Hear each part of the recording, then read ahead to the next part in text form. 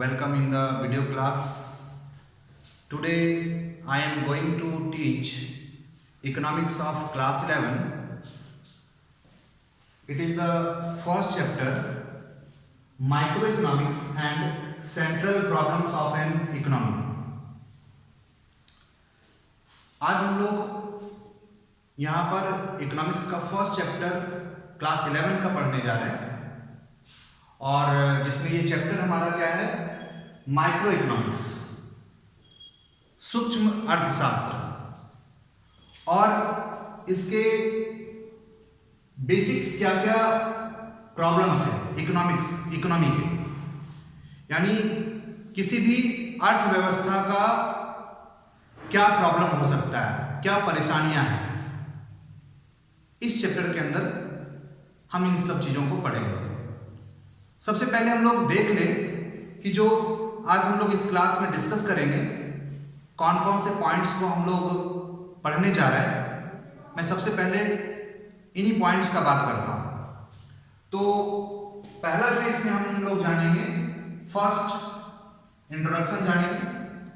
दूसरा हमारा meaning of micro economics, यानी जो हमारा सूक्ष्म अर्थशास्त्र है उसका मीनिंग क्या होता है, उसका मतलब हम लोग क्या समझते हैं।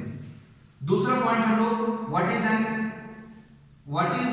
एन इकोनॉमी, अर्थव्यवस्था से आप क्या समझते हैं, इकोनॉमी। एंड थर्ड हमारा होगा टाइप्स ऑफ इकोनॉमी, यानी अर्थव्यवस्था के विभिन्न प्रकार, ये कितने प्रकार के होते हैं। इसके बाद हम लोग इकोनॉमिक प्रॉब्लम्स, जो डिफरेंट प्रॉब्लम्स हैं इकोनॉमी के, यानी इकोनॉमिक प्रॉब्लम्स हम लोग पढ़ेंगे। इसके बाद हम लोग पॉजिटिव एंड नॉर्मेटिव इकोनॉमिक्स पढ़ेंगे। फिर हमारा लास्ट पॉइंट होगा बेसिक और central problems of an economy, किसी भी अर्थव्यवस्था के कौन कौन से समस्याएं हैं, इन समस्याओं के बारे में भी हम लोग जानेंगे। तो आज हम लोग ये सारे पॉइंट्स को वन बाय वन एक एक करके जानेंगे और डिस्कस करेंगे। तो सबसे पहले हम लोग इसका इंट्रोडक्शन का बात करते हैं। इंट्रोडक्शन के अंदर हम लोग जानेंगे तो क्या जानेंगे, सबसे पहले हमें जानना चाहिए कि माइक्रो इकोनॉमिक्स है क्या। उसके पहले भी एक बात मैं बताना चाहूंगा कि आज के जो अर्थशास्त्री हैं वो ओवरऑल दो वे में अर्थव्यवस्था को एक्सप्लेन करते हैं, समझाते हैं। एक माइक्रो और दूसरा मैक्रो, यानी एक जो सूक्ष्म अर्थव्यवस्था अर्थशास्त्र और दूसरा हमारा व्यापक अर्थशास्त्र के रूप में एक्सप्लेन करते हैं और स्टडी करते हैं। यानी अर्थशास्त्री ओवरऑल पूरे इकोनॉमी को, पूरे अर्थव्यवस्था और अर्थशास्त्र को दो रूपों में अध्ययन करते हैं तथा उसको समझाते हैं या एक्सप्लेन करते हैं। तो जैसे हम यहां पर हमारे जो सिलेबस में है वो माइक्रो इकोनॉमिक्स है, मैक्रो इकोनॉमिक्स क्लास 12 में है। तो मैक्रो इकोनॉमिक्स के बारे में थोड़ा बहुत हम लोग यहां जानेंगे, बाकी ओवरऑल हम लोग क्लास 12 में पढ़ेंगे। बट हम लोग यहां पर विस्तार पूर्वक माइक्रो इकोनॉमिक्स को पढ़ेंगे। इसके बाद हम लोग जब इंट्रोडक्शन का बात करते हैं तो सबसे पहले हम लोग बात करते हैं कि अर्थशास्त्र होता क्या है, अर्थशास्त्र किसको कहते हैं। तो जैसा हम जानते हैं, कोई भी अमीर से अमीर आदमी अपने सारे चीजों को, जितने भी आवश्यकताएं होंगी उसको पूरा नहीं कर सकता है, क्योंकि हमारे पास जितना संसाधन होता है उससे ज्यादा आवश्यकता होता है। हर एक आदमी का जिसके पास जितना होता है उससे वो ज्यादा चाहते हैं, उसका उतना आवश्यकता होता है। यानी कहने का मतलब सबसे पहला प्रॉब्लम आता है unlimited wants and the limited resources. पहला समस्या क्या है, अनलिमिटेड वांट्स है, हमारा जो चाह है, जो आवश्यकताएं हैं वो अनंत है, बट हमारे पास जो संसाधन है वो सीमित मात्रा में है। और दूसरा समस्या आता है कि जो हमारे पास सीमित मात्रा में संसाधन है उसके कई प्रयोग हैं, हम कई रूप से उसको यूज कर सकते हैं। हम जो संसाधन है उसको कहां पर लगाया जाए, किन चीजों के उत्पादन में लगाया जाए, हम संसाधनों से सबसे पहले कौन सा काम करे, तो एक समस्या है। क्योंकि यहां पर जो संसाधन है उसके कई रूप हैं, कई प्रयोग हैं, बहुत सारे अल्टरनेटिव यूज हैं, और इस अल्टरनेटिव यूज के कारण हमारे पास एक समस्या आ जाता है कि कौन सा चीज को किस चीज में प्रयोग करके क्या उत्पादन किया जाए, कौन सा चीज को प्रोड्यूस किया जाए हमारे लिमिटेड रिसोर्सेज से। तो यहां दो समस्या आ गया, एक तो लिमिटेड रिसोर्स है, सीमित मात्रा में संसाधन है, और अनलिमिटेड वांट्स है। हमारा जो वांट्स है, जो हमारा आवश्यकता है वो अनलिमिटेड है। दूसरा, जो हमारे पास सीमित संसाधन है, लिमिटेड रिसोर्स है, उसके अनेकों प्रयोग हैं, अनेकों यूज हैं, और ये एक समस्या को जन्म दे देता है। और इसके लिए हम अध्ययन करते हैं कि जो हमारे पास लिमिटेड रिसोर्स है और अनलिमिटेड वांट्स है, यानी जो सीमित संसाधन है उससे जो अपने अनंत आवश्यकताएं हैं उसको कैसे पूरा किया जाए, और अगर पूरा नहीं हो पाएगा सारी आवश्यकताएं, जो पॉसिबल भी नहीं है, हो भी नहीं सकता है, तो उसमें से कौन सा आवश्यकता को पहले किया जाए, कौन कौन सी चीजों को जो हमारा आवश्यकता है उसको पूर्ति किया जाए, पूरा किया जाए। तो इसके लिए हम अध्ययन करते हैं, यानी जब हम इन चीजों का अध्ययन करते हैं कि जो हमारे पास सीमित संसाधन है उसको कहां कहां यूज किया जाए, क्योंकि उसके अनेकों यूज हैं, तो किन चीजों में उसको पहले लगाया जाए, फिर दूसरे जगह पर लगाया जाएगा, कौन कौन से संसाधन किस किस वस्तु या सामान को बनाने में लगाया जाए।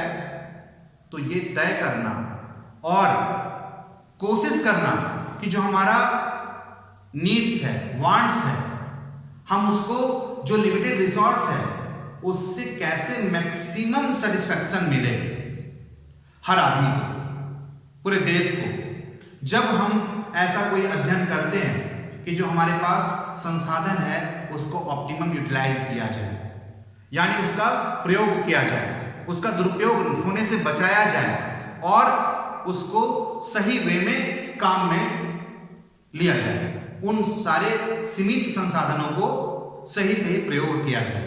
और इस तरह से जब हम इन चीजों का अध्ययन करते हैं तो ये जो समस्या है उसको कुछ हद तक हम कम कर पाते हैं। इसी अध्ययन को कैसे इन प्रॉब्लम्स को इस होने वाले समस्या को दूर कर सके, इकोनॉमिक्स कहते हैं, यानी अर्थशास्त्र कहते हैं। अर्थशास्त्र बहुत ही विस्तार रूप में है, जिसको हम कुछ चीजों को यहां पर पढ़ेंगे और समझेंगे। तो हमने सीधा सा बात कहा, अर्थशास्त्र होता क्या है, इकोनॉमिक्स होता क्या है। तो जब हम बात करते हैं कि जब विभिन्न प्रकार की समस्या जो सीमित संसाधनों के कारण और असीमित अनंत आवश्यकताओं को पूर्ति करने के लिए हम अध्ययन करते हैं, और जितने सीमित संसाधन हैं उसके अनेकों प्रयोग होते हैं, अनेकों यूज है, उसमें से कौन सा चीज पहले किया जाए, प्रायोरिटी देते हैं। इन सब चीजों के अध्ययन को ही अर्थशास्त्र यानी इकोनॉमिक्स कहते हैं। यानी we study the different issues of the economic issues related to the limited resources and unlimited wants and the alternative uses of the limited resources. We try to solve that. We study about that is called the economics. अब हम जब जैसे ही बात करते हैं economics को, तो सबसे पहले यहां पर जो हमारे अर्थशास्त्री हैं, इकोनॉमिस्ट हैं, उसको दो भाग में बांट देते हैं। पहला माइक्रो इकोनॉमिक्स, दूसरा मैक्रो इकोनॉमिक्स। जब माइक्रो इकोनॉमिक्स का बात करते हैं तो सूक्ष्म स्मॉल छोटा का बात करते हैं, यानी छोटे रूप में जो हमारा डिफरेंट प्रॉब्लम्स ऑफ इकोनॉमी है, इकोनॉमिक प्रॉब्लम्स हैं, जो डिफरेंट एक्टिविटीज हम परफॉर्म करते हैं और जो हमारा समस्या आता है उसको छोटे पैमाने पर जब हम उसको दूर करते हैं तो उसको माइक्रो इकोनॉमिक्स कहते हैं। यानी माइक्रो इकोनॉमिक्स क्या हो गया, जब हम इकोनॉमिक एक्टिविटीज के डिफरेंट प्रॉब्लम्स को जो स्मॉल स्केल में, जैसे किसी एक कंज्यूमर का, कस्टमर का, एक प्रोड्यूसर का, एक फर्म का, एक इंडस्ट्रीज के विभिन्न समस्याओं को समझते और अध्ययन करते हैं, उसको हम लोग माइक्रो इकोनॉमिक्स कहते हैं। लेकिन जैसे ही मैक्रो इकोनॉमिक्स का बात करते हैं तो ओवरऑल होल इकोनॉमी का बात करते हैं, कंट्री का बात करते हैं, यानी लार्ज का बात करते हैं। और यहां पर हम जो इकोनॉमी है उसके ओवरऑल हम डिफरेंट एग्रीगेट डिमांड का बात करते हैं, एग्रीगेट सप्लाई का बात करते हैं, यानी ओवरऑल कंट्री के बहुत सारे इकोनॉमिक समस्याओं को कैसे दूर किया जाए उसके लिए अध्ययन करते हैं और जिसको हम लोग मैक्रो इकोनॉमिक्स कहते हैं। तो जब हम माइक्रो का बात करेंगे तो स्टडी किसके लिए होगा, different economic problems of individuals, व्यक्तिगत, चाहे वो एक आदमी का हो, कस्टमर का हो, चाहे वो प्रोड्यूसर का हो, चाहे वो किसी एक फर्म का हो, चाहे वो किसी एक इंडस्ट्रीज का हो। लेकिन जैसे ही मैक्रो का बात करेंगे तो मैक्रो के लिए हम लोग जैसे ही बात करेंगे पूरे ओवरऑल कंट्री का बात करेंगे, एक इकोनॉमी का बात करेंगे। तो यहां पर मैक्रो के बारे में बहुत विस्तार नहीं जानना है क्योंकि हमारे सिलेबस 11th क्लास में नहीं है, तो माइक्रो ही हम लोग आगे बढ़ेंगे और माइक्रो में डिफरेंट चीजों को पढ़ेंगे। तो जब हम लोग ये जान चुके हैं कि what is the meaning of micro economics, फिर से एक बार हम लोग देख लेते हैं माइक्रो इकोनॉमिक्स हमने क्या बताया।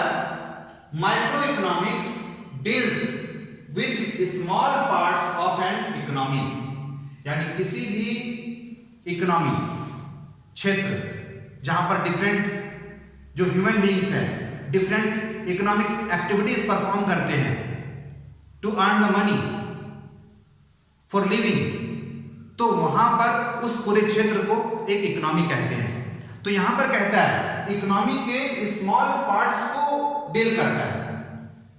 माइक्रो इकोनॉमिक्स क्या करता है, किसी भी इकोनॉमी के यानी ओवरऑल एक क्षेत्र जहां पर बहुत सारे लोग हैं, ह्यूमन बीइंग्स हैं और सब डिफरेंट इकोनॉमिक एक्टिविटीज को परफॉर्म कर रहे हैं और उस आर्थिक क्रियाओं के द्वारा वो धन को अर्जन करने का कोशिश कर रहे हैं ताकि वो जीवन यापन कर सके। और यहां पर जब हम ऐसे एक व्यक्तिगत स्टडी करते हैं, एक व्यक्ति के बारे में इंडिविजुअली हम लोग स्टडी करते हैं, चाहे वो एक कस्टमर होता है, चाहे प्रोड्यूसर होता है, चाहे वो एक फार्म होता है या इंडस्ट्रीज होता है, तो इसी को हम लोग माइक्रो इकोनॉमिक्स कहते हैं। इसीलिए यहां पर कहा गया है कि क्या है ये micro economics deals with small parts of an economy, यानी किसी भी अर्थव्यवस्था का एक छोटे रूप, एक छोटा पार्ट का स्टडी है, यानी हर एक आदमी का स्टडी है, इंडिविजुअल्स का स्टडी है, चाहे वो कस्टमर है, सप्लायर है, प्रोड्यूसर है, इंडस्ट्रीज है, फर्म है, इसे ही हम लोग माइक्रो इकोनॉमिक्स कहते हैं। अब हम लोग दूसरा पॉइंट देखते हैं, व्हाट इज एन इकोनॉमी। अभी मैं थोड़ा इकोनॉमी के बारे में बता भी चुका हूं, इकोनॉमी होता क्या है, व्हाट इज एन इकोनॉमी। तो हमने क्या बताया, economy is the sum total of all economic activities, यानी जितने भी इकोनॉमिक एक्टिविटीज हो रहे हैं उस सारे के ग्रुप को ही, टोटल को ही हम लोग इकोनॉमी कहते हैं। जैसा हमने बताया कि एक क्षेत्र में जितने भी लोग हैं डिफरेंट इकोनॉमिक एक्टिविटीज में इन्वॉल्व है, चाहे वो हम परचेज का बात करते हैं, प्रोडक्शन का बात करते हैं, सेल का बात करते हैं, एक्सचेंज का बात करते हैं, distribution of goods and services का बात करते हैं, ये सारे एक्टिविटीज हैं। और सारे जितने भी लोग different human beings activities perform कर रहे हैं पैसा कमाने के लिए, इकोनॉमिक एक्टिविटीज को परफॉर्म कर रहे हैं, ओवरऑल इसी के टोटल को, सम को हम लोग इकोनॉमी कहते हैं। यानी इकोनॉमी वह एक क्षेत्र है जहां पर जितने भी ह्यूमन बीइंग्स हैं डिफरेंट इकोनॉमिक एक्टिविटीज में इन्वॉल्व हैं और उसके थ्रू, चाहे वो रिलेटेड टू परचेज हो, प्रोडक्शन हो, सेल हो, एक्सचेंज हो या वितरण हो, distribution of goods and services हो, ये सारे इकोनॉमिक एक्टिविटीज हैं। और इस सारे इकोनॉमिक एक्टिविटीज के ही सम को, सारे इकोनॉमिक एक्टिविटीज को मिलाकर ही हम लोग इकोनॉमी कहते हैं, यानी अर्थव्यवस्था कहते हैं। अब आगे हम लोग देखते हैं कि जब हम अर्थव्यवस्था का बात करते हैं, इसके बाद हम लोग टाइप्स ऑफ इकोनॉमी का भी बात करेंगे, यानी अर्थव्यवस्था कितने प्रकार के हैं। तो अर्थव्यवस्था कितने प्रकार के हैं, तो यहां पर हम लोग 3 प्रकार के अर्थव्यवस्था को पढ़ेंगे। पहला हमने लिखा है कैपिटलिस्ट इकोनॉमी, दूसरा सोशलिस्ट इकोनॉमी एंड तीसरा मिक्स्ड इकोनॉमी। जब हम कैपिटलिस्ट इकोनॉमी का बात करते हैं, पूंजीगत अर्थव्यवस्था का बात करते हैं, जहां पर प्रायोरिटी धन को दिया जाता है, यानी जब किसी एक क्षेत्र या देश में जितने भी बिजनेस सेक्टर्स हैं owned and controlled by the private owner होता है, प्राइवेटली होता है, यानी एक यहां पर सरकार का इंटरफेरेंस कम होता है, यानी सरकार इंटरफेयर नहीं करती है। जबकि कैपिटलिस्ट इकोनॉमी में हम जैसे ही बात करेंगे, यहां पर एक individual, group of individual privately पैसा भी लगाते हैं बिजनेस में, सेक्टर्स में, और उसको कंट्रोल भी करते हैं। यानी जब different business sectors are owned and controlled by the individual privately, that is called the capitalist economy. जैसे आप एग्जाम्पल के रूप में यूएसए ले सकते हो, अमेरिका। इसके बाद हम दूसरा बात करेंगे सोशलिस्ट इकोनॉमी। तो कैपिटलिस्ट इकोनॉमी का अगर हम लोग उद्देश्य जानेंगे तो मैक्सिमम प्रॉफिट कमाना होता है, यानी प्रॉफिट को मैक्सिमाइज करना होता है। जब हम एक प्राइवेटली डिफरेंट इंडिविजुअल्स बिजनेस को चलाते हैं, पैसा लगाते हैं, पूंजी लगाते हैं, कंट्रोल करते हैं, डिसीजंस लेते हैं, तो उसका ध्येय, उद्देश्य क्या होता है? अधिक से अधिक पैसा कमाना।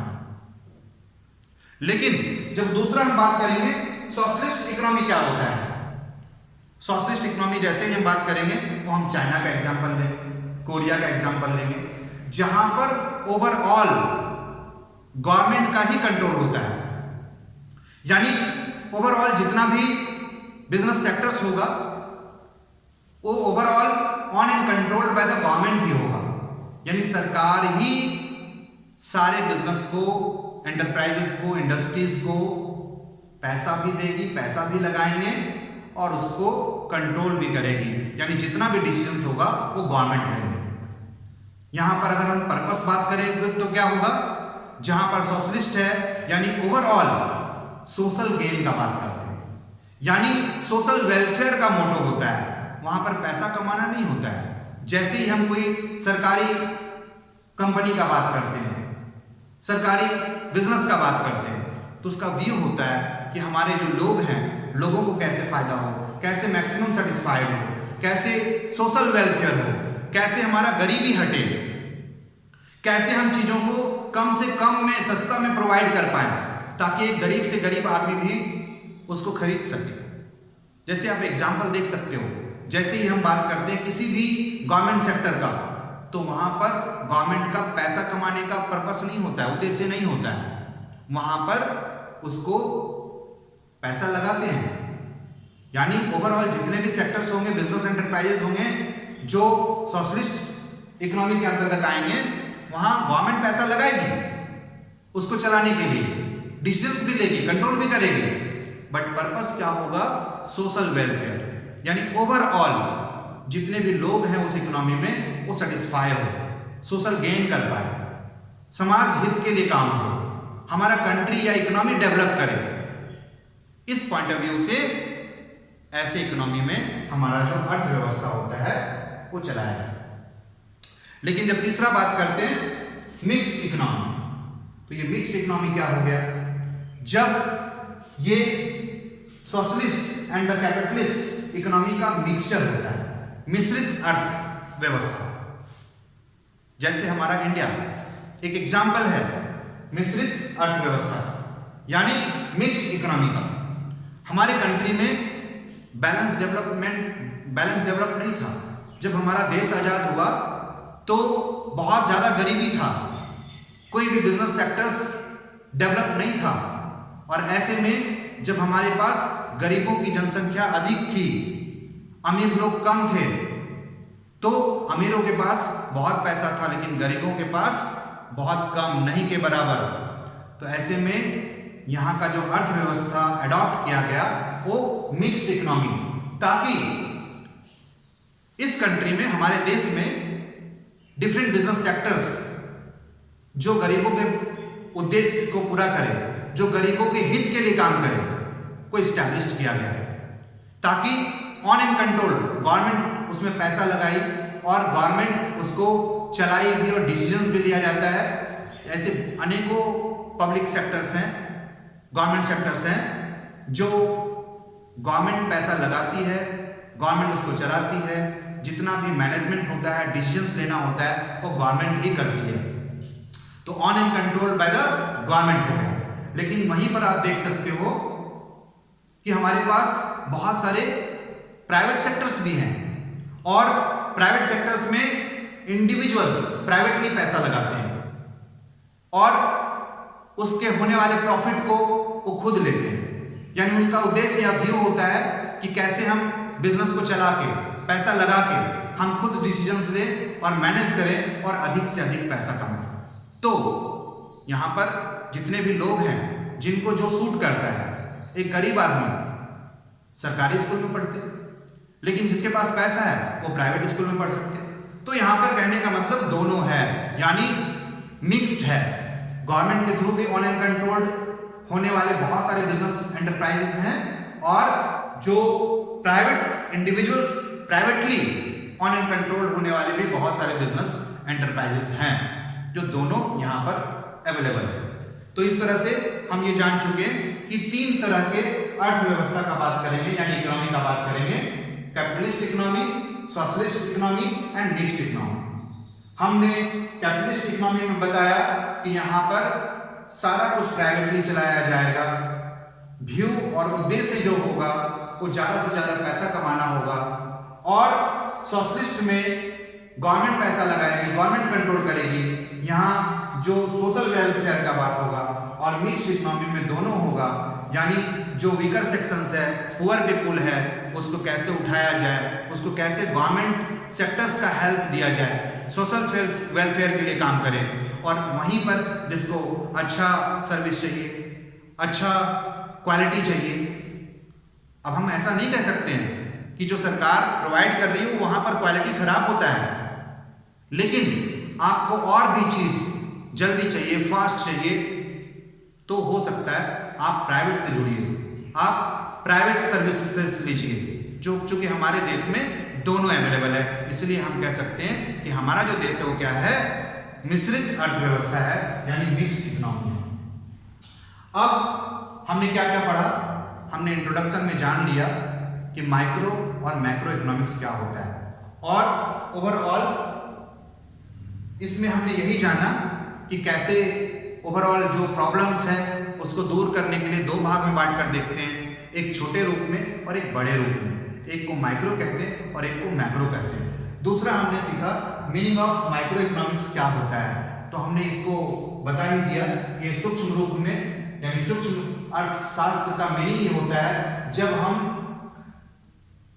Deals with the small parts, यानी इकोनॉमी के, अर्थव्यवस्था के छोटे रूप को, छोटे पार्ट्स को हम डिस्कस करते हैं, डील्स करते हैं, स्टडी करते हैं, इंडिविजुअली स्टडी करते हैं, उसको माइक्रो इकोनॉमिक्स कहते हैं। इसके बाद हमने सीखा व्हाट इज एन इकोनॉमी, कि भाई उस अर्थव्यवस्था को जहां पर different activities, economic activities perform किया जा रहा है, चाहे हमने बताया परचेज से रिलेटेड हो, प्रोडक्शंस हो, सेल्स हो, एक्सचेंज हो, डिस्ट्रीब्यूशन हो, तो ओवरऑल ये सारे एक्टिविटीज के कॉम्बिनेशंस को ही हम लोग इकोनॉमी कहते हैं। इसके बाद टाइप्स ऑफ इकोनॉमी में अभी हमने पढ़ा ये तीन, capitalist, socialist and mixed economy. अब हम बात करते हैं इकोनॉमिक प्रॉब्लम्स। तो इकोनॉमिक प्रॉब्लम्स क्या क्या है, हमारे पास जो समस्या है वो कौन कौन सा है। तो आगे हम लोग इकोनॉमिक्स के डिफरेंट इकोनॉमिक प्रॉब्लम्स को जानते हैं। तो इकोनॉमिक प्रॉब्लम सबसे पहले समझ लेते हैं, square resources and unlimited wants. हमने पहले भी बताया कि जो इकोनॉमिक्स का अध्ययन करते हैं इसी पर करते हैं कि हमारे पास लिमिटेड रिसोर्सेस है बट अनलिमिटेड वांट्स है। तो सबसे बड़ा समस्या यही है हमारे पास कि स्केयर रिसोर्सेस, हमारे पास जो संसाधन है वो सीमित मात्रा में है, और उस सीमित मात्रा से जो डिफरेंट पीपल्स के, जो लोगों के अनलिमिटेड वांट्स हैं, अल्टरनेटिव वांट्स हैं, अनेकों आवश्यकताएं हैं, कैसे उसको पूरा किया जाए। और जो रिसोर्स है, जो हमारे पास सीमित संसाधन है, उसका हमने पहले भी बताया कि अल्टरनेटिव यूजेस भी हैं, कई तरह से उसको हम लोग प्रयोग में ला सकते हैं। जैसे अब हम जमीन का बात करते हैं, लेबर का बात करते हैं, पैसे का बात करते हैं, तो आप चीनी भी बना सकते हो, आप गेहूं भी उसका प्रोडक्शन कर सकते हो, फार्मिंग कर सकते हो, आप उस रिसोर्स के थ्रू मशीनरीज भी बना सकते हो, टूल्स भी बना सकते हो, कंप्यूटर भी बना सकते हैं हम अपने पैसे को, लेबर को लगाकर, संसाधन को लगाकर। तो हमारे पास जो सीमित संसाधन है उसके द्वारा अनेकों चीज बनाए जा सकते हैं, क्योंकि लेकिन ये हमारे पास सीमित संसाधन है और इसका अनेकों यूज है। हम कुछ भी इस बनाने के लिए इसे प्रयोग में ला सकते हैं, बट आप ये डिसाइड करना पड़ेगा कि क्या बनाना है, कौन सा चीज प्रोड्यूस करना अत्यंत आवश्यक है, इसके बाद कौन सा चीज बनाया जाना चाहिए। तो ये सबसे बड़ा समस्या है और इसी को हम लोग कहते हैं कि इकोनॉमिक प्रॉब्लम्स है।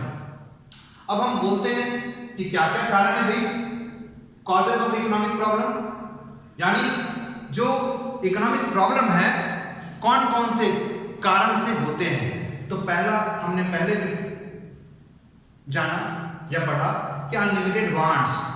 पहला कारण तो यही है कि लोगों का जो आवश्यकता है वह असीमित है, अनंत है, अनलिमिटेड वांट्स है।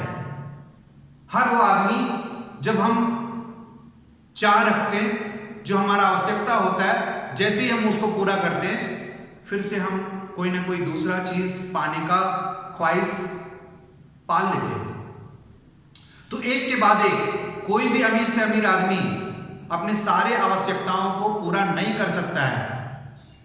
तो अनलिमिटेड वांट्स, यही तो सबसे बड़ा समस्या है। दूसरा कारण है लिमिटेड मीन्स, लेकिन हमारे पास चाहे वो नेचर ने दिया हो, चाहे जो भी चीज हो, जो भी साधन हो, वो सीमित है। हमारे पास कोयला सीमित है, हमारे पास जितने भी पेट्रोल सीमित है, और उन सब चीजों का अनलिमिटेड यूज है, अल्टरनेटिव यूजेस हैं। तो किस चीज को कहां पर प्रयोग में लाया जाए, क्या बनाया जाए। क्योंकि अगर ऐसा होता कि हम जो चाहते हैं हम अपने संसाधन को बढ़ा सकते हैं, अगर ऐसा हो पाता तब तो ये समस्या ही नहीं होता। यानी हमारा अगर अनलिमिटेड वांट्स है तो हम उसको पूरा कर सकते थे, क्योंकि साधन को बढ़ाया जा सकता है।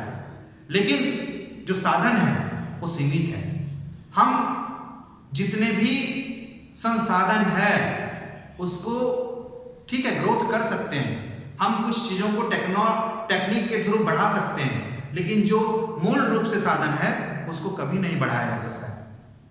और जो आवश्यकता है वो बढ़ती जाएगी। हमारा जो अनलिमिटेड वांट्स है वो कभी खत्म होने वाला नहीं है। तो दूसरा समस्या हो गया कि हमारे पास संसाधन जो है वो बहुत लिमिटेड है। तीसरा, अर्जेंसी ऑफ वांट्स डिफर। अब जो हमारे पास साधन है, लिमिटेड रिसोर्स है, उससे जो भी चीज हम प्रोड्यूस करेंगे, जो भी चीज हम प्रोडक्शन में लगाएंगे, तो पहले कौन सा चीज बनाया जाए जो सबसे ज्यादा प्रमुख होगा, जो अर्जेंट होगा, जो सारे लोगों का आवश्यक वस्तु या चीज होगा। लेकिन तीसरा प्रॉब्लम है कि बहुत सारी चीज कुछ लोगों के लिए बहुत ही अर्जेंट होता है, लेकिन कुछ लोगों के लिए नहीं होता है। लेकिन जो दूसरे लोगों के लिए अर्जेंट नहीं है, वो किसी और के लिए बहुत ही अर्जेंट है। कहने का मतलब, एक ही चीज किसी के लिए बहुत जरूरी होता है तो किसी के लिए नहीं होता है। हम अगर बात करें कि एक स्टूडेंट्स के लिए कॉपी, कलम ये बहुत जरूरी है, तभी तो पढ़ पाएगा। लेकिन जो एक लेबर है, जो काम करने वाले हैं, उसके लिए पेन, पेंसिल, पेपर बहुत ज्यादा आवश्यक चीज नहीं है। लेकिन जहां पर हम बात करते हैं कि जो ऑफिसेस हैं, वहां कंप्यूटर का आवश्यकता है, बिना कंप्यूटर का काम नहीं चलेगा, तो कंप्यूटर भी बनाना पड़ेगा। लेकिन बहुत सारे लोग हैं जिनको कंप्यूटर से मतलब नहीं है, उसके लिए कुछ भी नहीं है। तो कहने का मतलब, बहुत सारी चीज अलग अलग लोगों के लिए अर्जेंसी रखता है, यानी अति आवश्यक होता है। तो अब हम बात करते हैं कि भाई अर्जेंसी ऑफ वांट्स डिफर, यानी अलग अलग लोगों के लिए अलग अलग वस्तुएं अर्जेंट होता है, अर्जेंसी रखता है, यानी उसके लिए अति आवश्यक होता है। तो कौन सा चीज बनाए, हम किसको छोड़ दें और किसके लिए सामान प्रोड्यूस करें?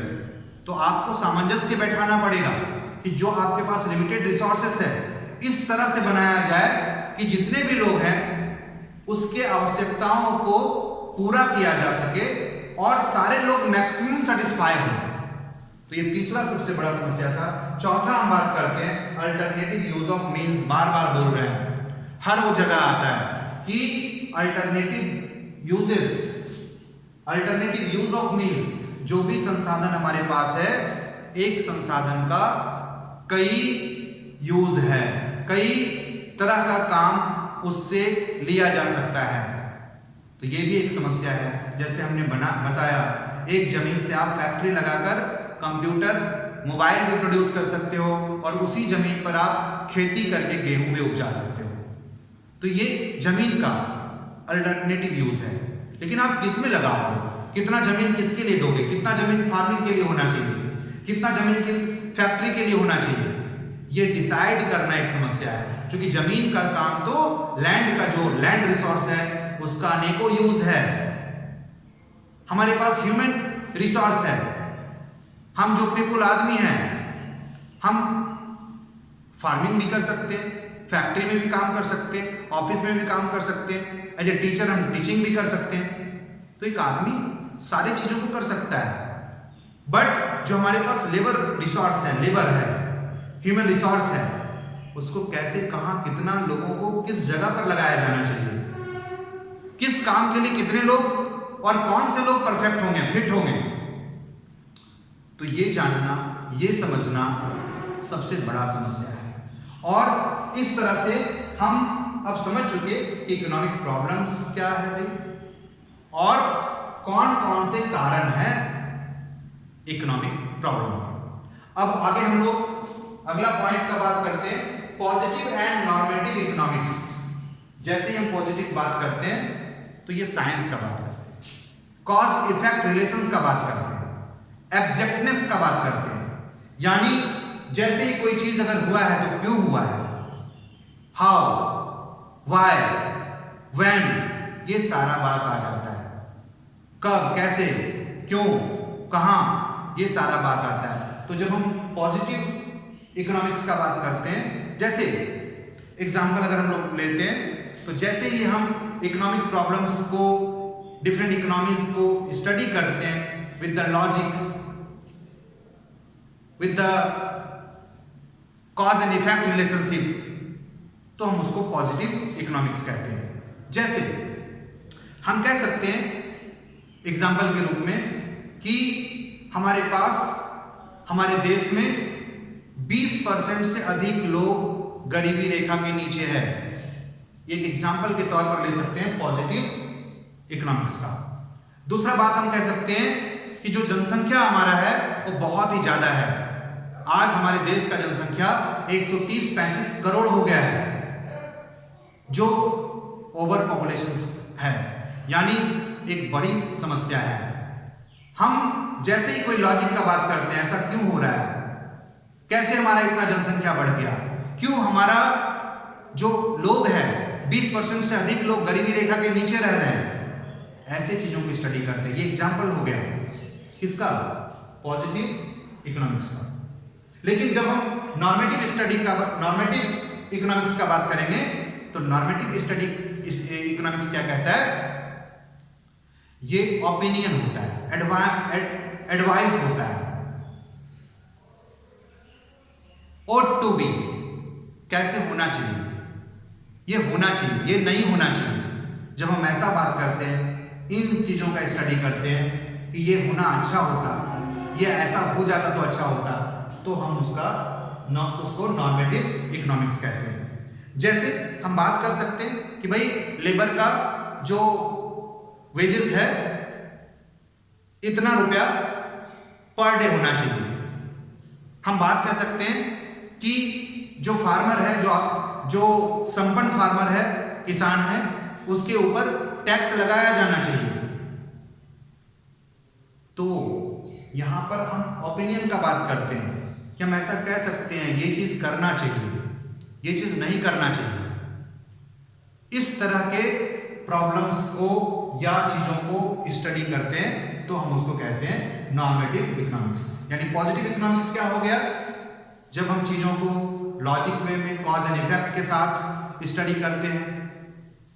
वैसे इकोनॉमिक एक्टिविटीज का स्टडी करते हैं जो लॉजिकल होता है, साइंटिफिक वे में होता है, हम इसको पॉजिटिव साइंस भी कहते हैं। यानी पॉजिटिव साइंस कहता है कि हर चीज का कॉज एंड इफेक्ट होना चाहिए, कि कोई भी चीज हुआ तो कैसे हुआ, क्यों हुआ, उसका कारण जानते हैं। दूसरा, जब नॉर्मेटिव का बात करते हैं तो कोई भी चीज को हम इस वे में बात करते हैं, इस वे में स्टडी करते हैं कि ये ओपिनियन है, एक राय है, ये होना चाहिए, ये नहीं होना चाहिए, समथिंग दैट, तो इसको हम लोग नॉर्मेटिव इकोनॉमिक्स कहते हैं।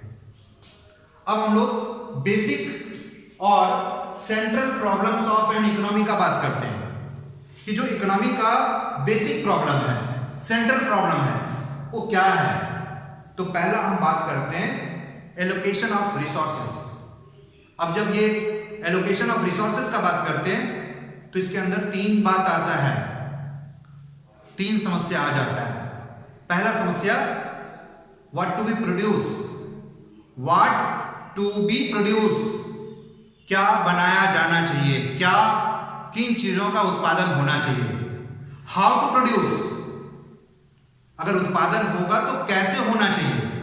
और तीसरा बात करते हैं, तीसरा जो सेंट्रल प्रॉब्लम का बात करते हैं, बेसिक प्रॉब्लम का इकोनॉमी का बात करते हैं, वो है फॉर होम टू प्रोड्यूस, किसके लिए उत्पादन होना चाहिए। अगर कोई वस्तु बनाया जाना है तो किसके लिए बनाया जाए। यानी यहां पर तीन प्रॉब्लम हम जान रहे हैं, सेंट्रल प्रॉब्लम्स, वो कौन कौन सा, जो एलोकेशंस ऑफ रिसोर्सेस में से ही आता है। यानी पहला अगर हम बात करें तो सबसे बड़ा समस्या प्रॉब्लम्स तो एलोकेशन ऑफ रिसोर्स है, उसके अंदर में हम तीन बात करते हैं, हाउ टू प्रोड्यूस, फर्स्ट हमने कहा, क्या कहा, what to produce, second how to produce, and third for whom to produce, क्या बनाया या उत्पादन किया जाना चाहिए, कैसे उत्पादन किया जाना चाहिए और किसके लिए उत्पादन किया जाना चाहिए। तो पहला जब हम बात करते हैं कि व्हाट टू बी प्रोड्यूस, क्या बनाया जाना चाहिए, तो भाई गुड्स बनाया जाना चाहिए। कौन सा चीज बनाया जाना चाहिए, कंज्यूमर गुड्स या फिर कैपिटल गुड्स। वो डायरेक्ट कंज्यूम, यानी जो कस्टमर्स डायरेक्ट यूज करते हैं वैसे चीजों को बनाया जाना चाहिए, जैसे ब्रेड का बात करते हैं, जैसे हम क्लॉथ का बात करते हैं, कपड़े का बात करते हैं, या फिर हम मशीनरीज का बात करते हैं, या फिर हम टूल्स का बात करते हैं, औजारों का बात करते हैं, जो लॉन्ग ड्यूरेबल होगा, लंबे समय तक वस्तु चलेगा, वैसे चीजों को बनाया जाना चाहिए। तो यहां पर यह तय होता है कि भाई कौन सा चीज कितना बनने से लोग अधिक सेटिस्फाई होगा, मैक्सिमम सेटिस्फैक्शन मिलेगा, यानी अधिक से अधिक लोगों के जो आवश्यकता है उसका पूर्ति हो पाएगा। और इसी तरह से ये स्टडी करके चीजों को यानी वस्तुओं को उत्पादन किया जाता है, यानी वस्तुओं का उत्पादन होता है, प्रोड्यूस किया जाता है। इसी प्रकार तो हमने क्या बताया, क्या बनाया जाना चाहिए, तो कंज्यूमर गुड्स जो डायरेक्ट यूज करने वाली चीजों को बना सकते हैं, या फिर कैपिटल गुड्स जो मशीनरीज हो गया, जो औजार हो गया, जो दूसरे बिजनेसेस के लिए बनाते हैं, उसके द्वारा भी वो बहुत सारी चीजों को प्रोड्यूस कर सकता है। यानी एक लॉन्ग, एक शॉर्ट टर्म, एक इमीडिएट जो कंज्यूमेबल गुड्स होगा, और एक हमारा लॉन्ग टर्म तक जो चीज यूज हो पाएगा, वैसे चीजों को बना सकते हैं। अब दूसरा बात रहा हाउ टू प्रोड्यूस, कैसे बनाया जाना चाहिए। तो जब हम प्रोडक्शन का बात करते हैं तो दो तरीका से बात करते हैं, एक लेबर इंसेंटिव्स के थ्रू बनाते हैं, और दूसरा यानी हमने यहां पर क्या कहा, लेबर इंटेंसिव या फिर कैपिटल इंटेंसिव हो सकता है। यानी हम जो चीज कैसे बनाएंगे, तो एक तो या श्रमिक के आधारित होगा, और दूसरा हमारा कैपिटल पर आधारित होगा। जब हम गुड्स को प्रोड्यूस करते समय अधिक से अधिक लेबर्स का, आदमी, ह्यूमन रिसोर्स को यूज करेंगे, तो वहां पर एम्प्लॉयमेंट जनरेट होगा, लेकिन हमारा जो सामान है वो स्लो बनेगा, जो प्रोडक्शन होगा वो स्लो होगा, हम जितना चाहेंगे उसके हिसाब से प्रोड्यूस नहीं कर पाएंगे, और मे बी जो क्वालिटी होगा उसमें यूनिफॉर्मिटी नहीं होगा, एक रूपता नहीं आ पाएगा, लेकिन एम्प्लॉयमेंट जनरेट करेगा।